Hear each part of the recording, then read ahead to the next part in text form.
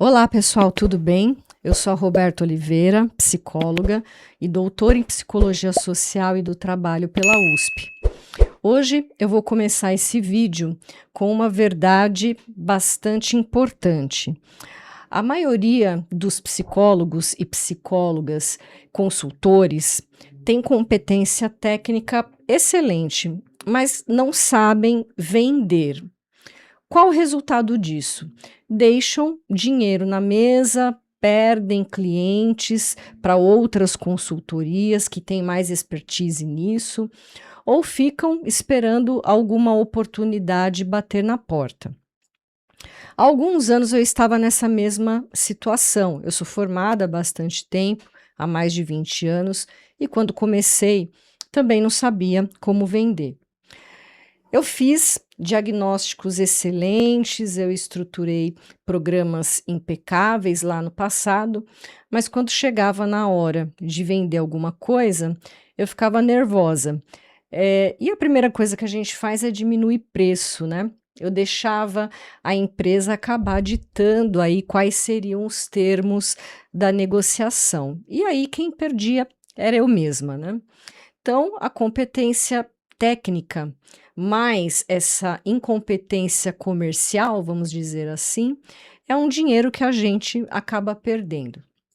Então, eu investi um pouco do meu tempo em aprender um pouco mais, né, sobre vendas, e tudo foi mudando.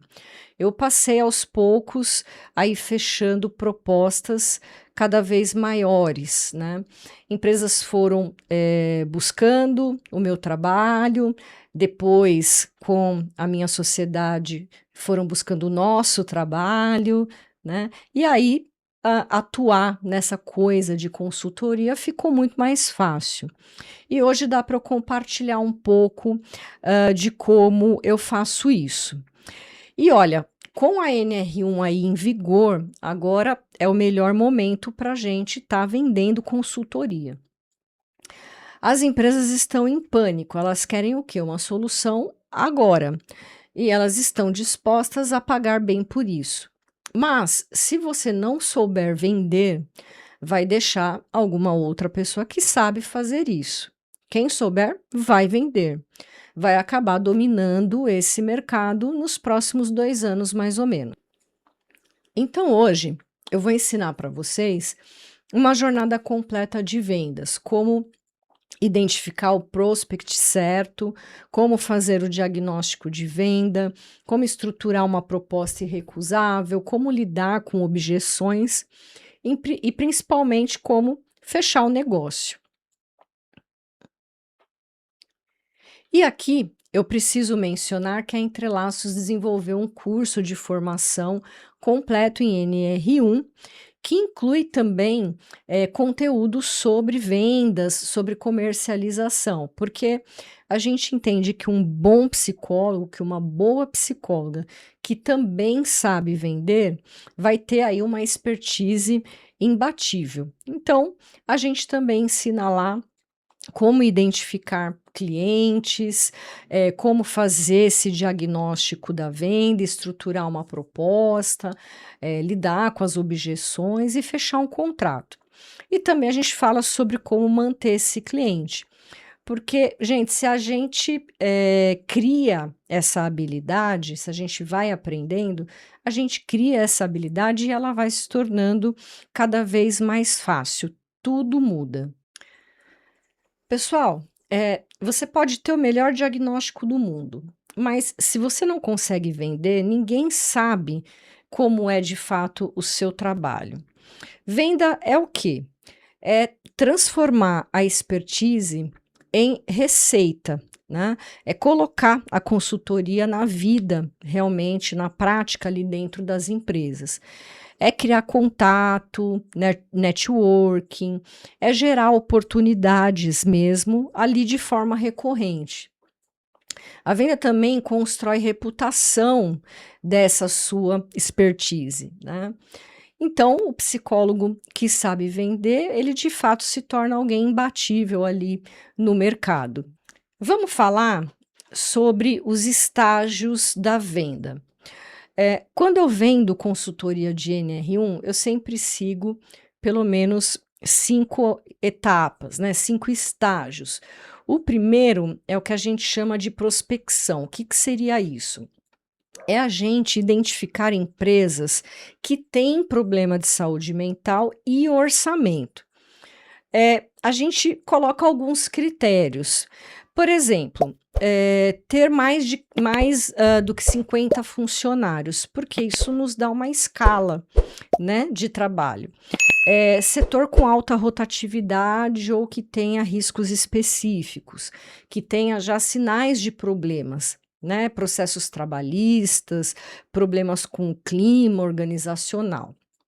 A questão do orçamento, empresa grande, em geral, tem também um orçamento disponível para gastar com consultoria, tá? Então, essa parte de identificar clientes, ela é muito importante.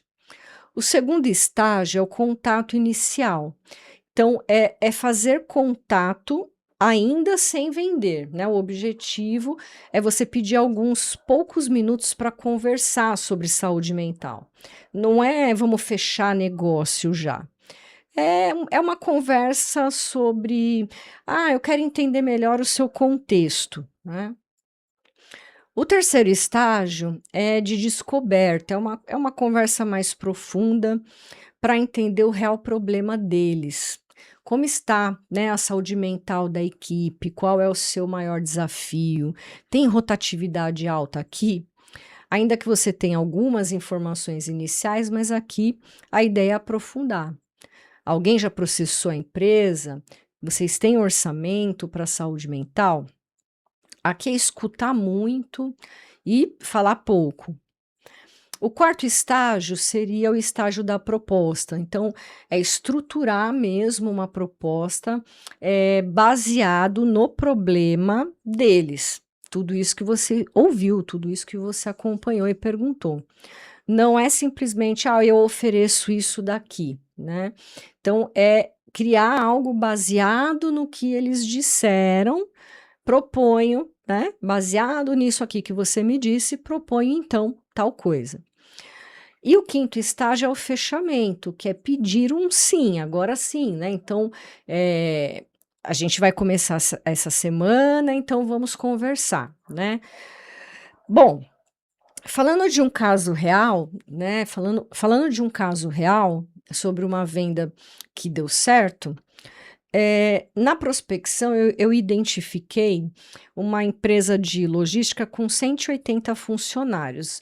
Havia alguns sinais lá, né? Então, tinha 2 processos trabalhistas em andamento, a rotatividade estava em 52%. O contato inicial eu encaminhei um e-mail, né? Oi, meu nome é tal, vi que a sua empresa está em crescimento, eu gostaria de conversar uns 20 minutos, né?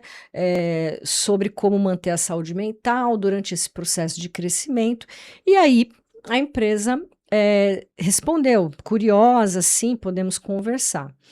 Depois nessa etapa de descoberta, né, que foi uma conversa de mais ou menos 30 minutos, eu fui perguntando qual é o seu principal desafio agora, nesse momento, né? E a empresa foi falando que é a rotatividade, porque eles tinham perdido 40% do time só no último ano.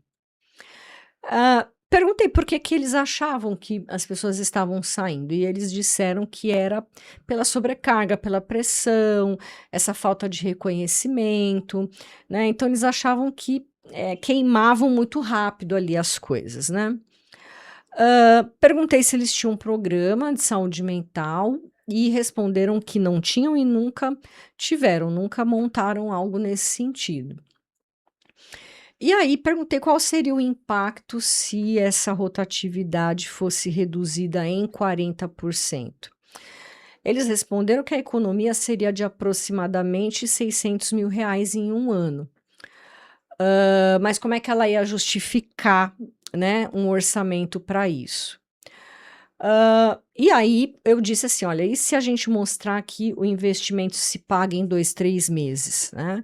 E aí a empresa disse: bom, aí seria muito mais fácil. Então, A construção da proposta, ela foi baseada nessa conversa, entende? Então, eu encaminhei uma proposta baseado no contexto, que é a rotatividade de 52% e na economia de R$ 600.000 por ano. De que forma, né?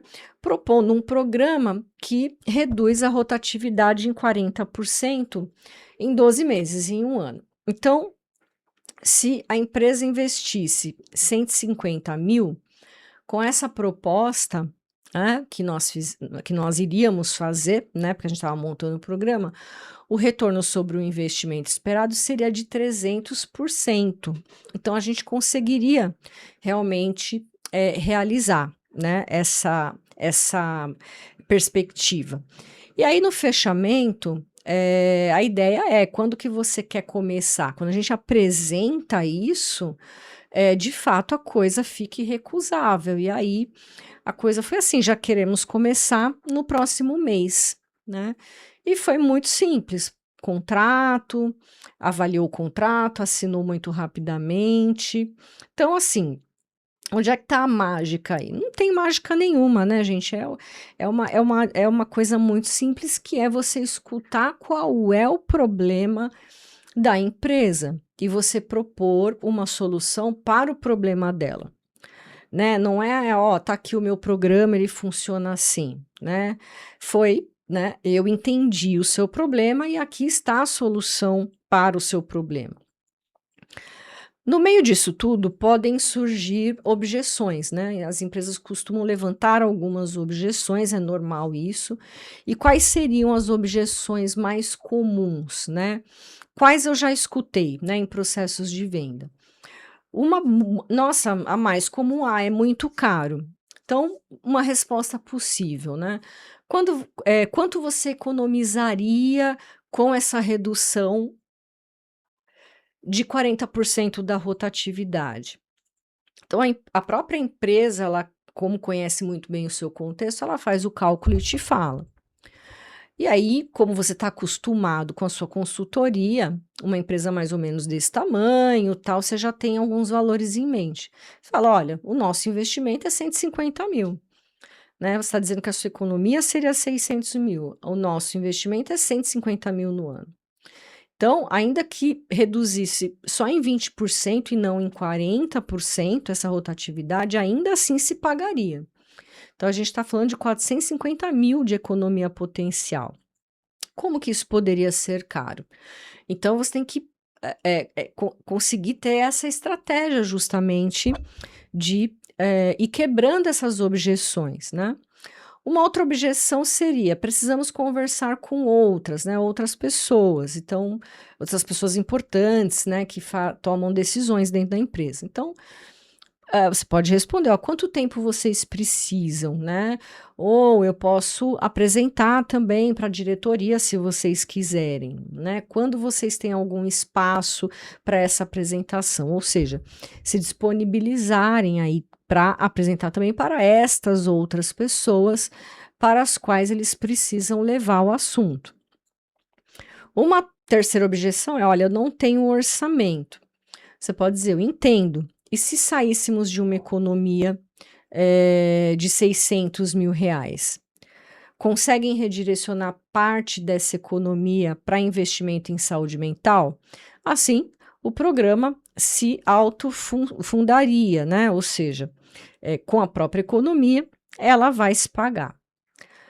Uma quarta objeção seria: vamos pensar e te ligo. Bom, você pode dizer: ótimo, quando que você volta a ligar? Vamos agendar uma data? Então, a gente pode agendar aqui com você. Ou seja, nunca deixar nada, nenhuma objeção em aberto. Você sempre marca um encaminhamento, um acompanhamento, né? Uma outra objeção é: a gente está num período de economia, né? Estamos economizando. Então, uma resposta poderia ser: exatamente, por isso investir em saúde mental agora vai ser muito estratégico, né? Porque reduzir rotatividade vai economizar muito dinheiro para vocês, não vai ser um gasto. Uma outra objeção poderia ser: já temos outro programa. Que legal! Como que está funcionando esse programa? escutar, né? Escutar. E poder dizer, conversar, sabe? Geralmente programas genéricos não dão muito certo, né? Os programas precisam ser direcionados aos problemas específicos que a empresa tem. A nossa proposta é bem específica para o seu contexto. Você quer conversar sobre como complementar o que vocês já têm? Uma outra objeção pode ser: eu vou buscar concorrência. Claro, eu recomendo que você busque, é importante, mas quando vocês estiverem decidindo, pensem em 3 critérios importantes que eu vou colocar para vocês. Primeiro, a expertise em NR1. A lei é nova, poucos conhecem, então tenham certeza disso. O segundo critério, que essas consultorias consigam mostrar para vocês qual o retorno sobre o investimento, que não fiquem no achismo. Terceiro, que proponham um acompanhamento continuado e não um projeto único, porque vai ser necessário que haja um acompanhamento. Procure por isso.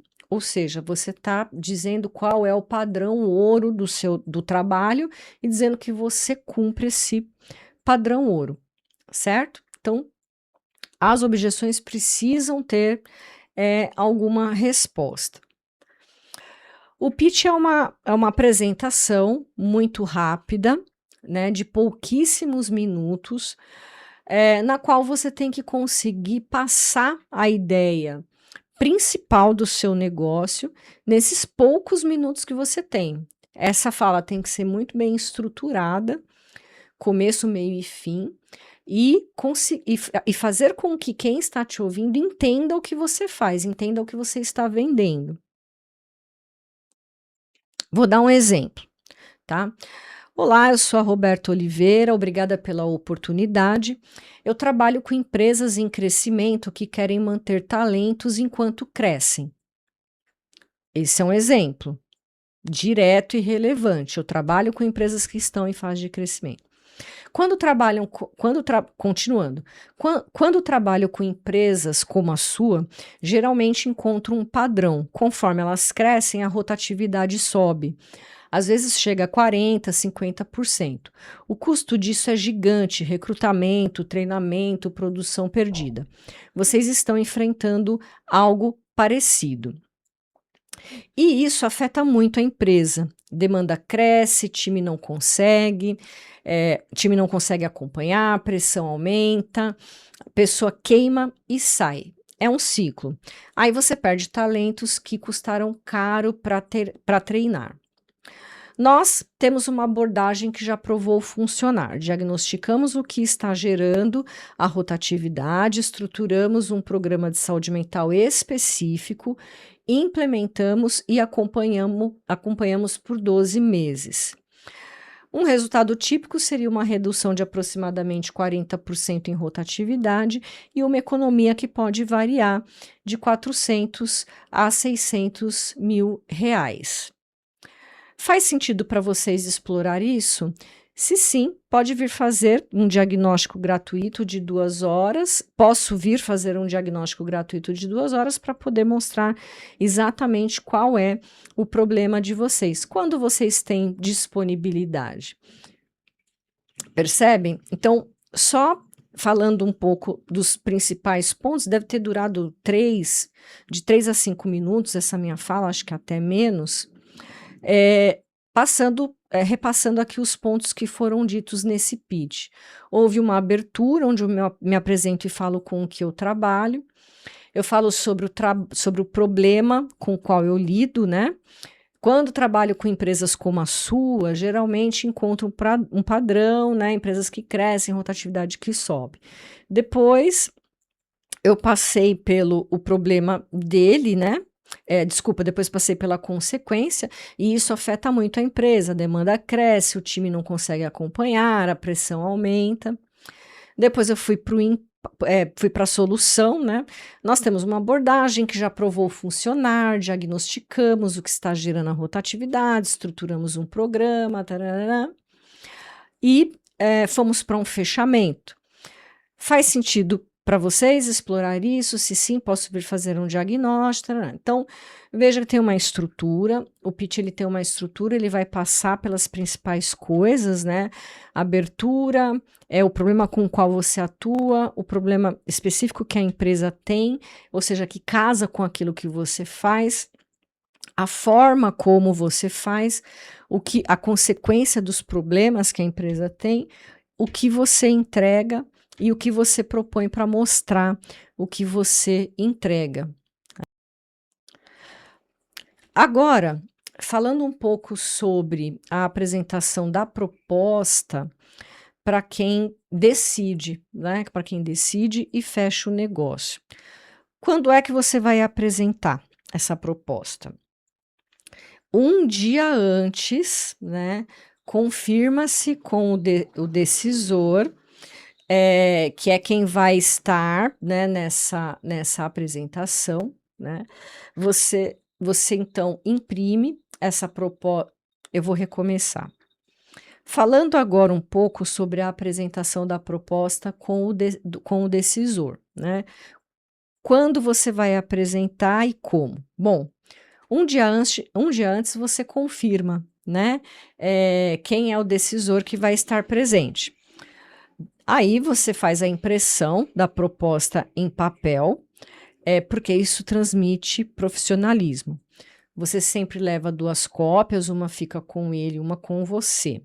Chegar pelo menos 10 minutos antes.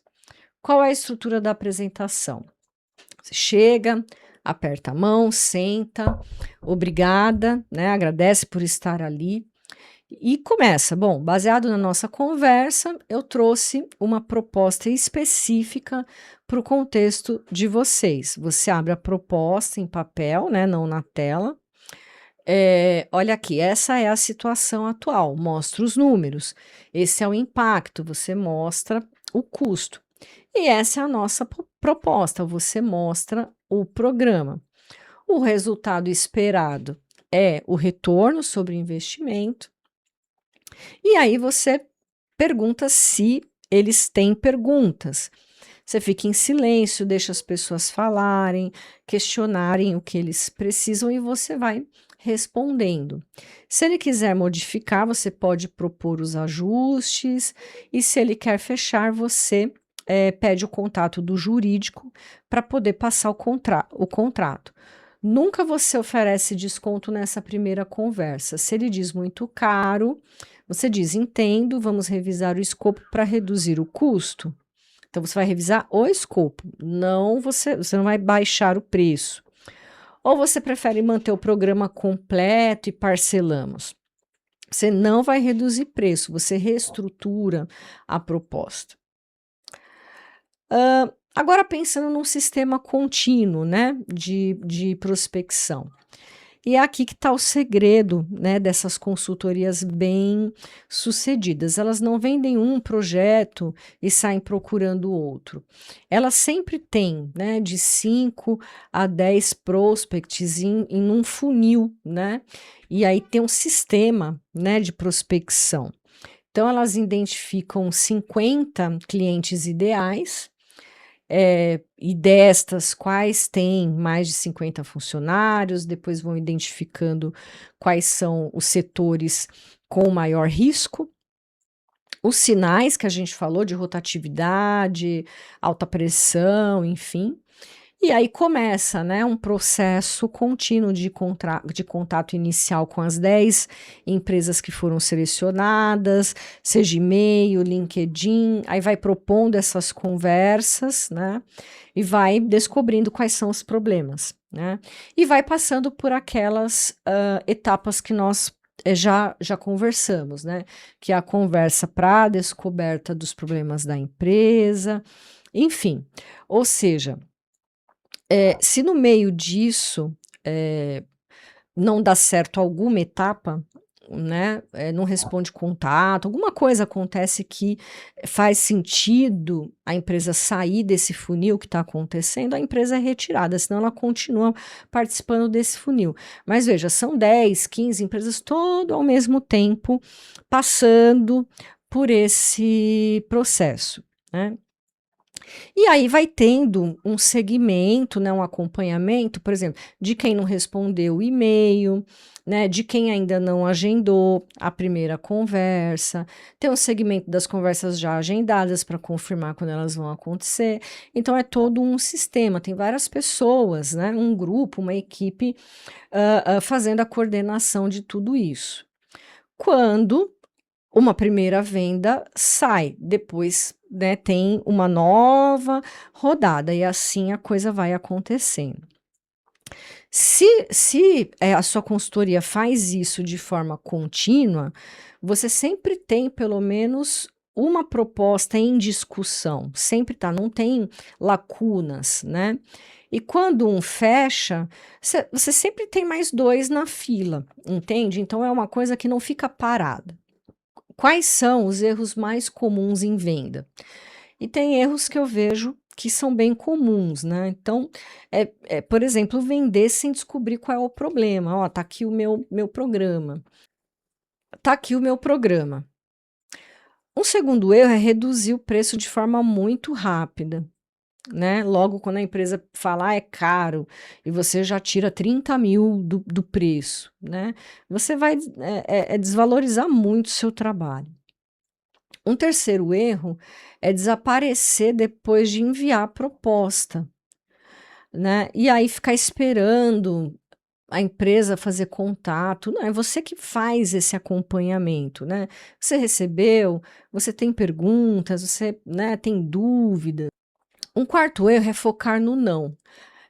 Por exemplo, infelizmente ela não tem orçamento. E as outras 9, vamos focar nelas e não estruturar aquilo que nós conversamos de responder a essas objeções, tá? Então, não ter orçamento, o que podemos fazer com isso? Reestruturar a proposta, pensar nesse investimento como economia, enfim, né? E agora, como sempre, eu quero fazer aquele meu checklist com vocês para a gente passar por todos os pontos do vídeo e também para ficar mais fácil para vocês irem depois ticando se vocês passaram por todos os pontos. Então, na prospecção, 50 prospects ideais identificados, os critérios definidos, tamanho, setor, sinais, contato inicial enviado por e-mail ou LinkedIn, as respostas sendo monitoradas. A etapa de descoberta, né? Conversas agendadas e as perguntas preparadas sobre os problemas deles. A escuta mais do que a fala, né? 70-30. Sinal de interesse identificado.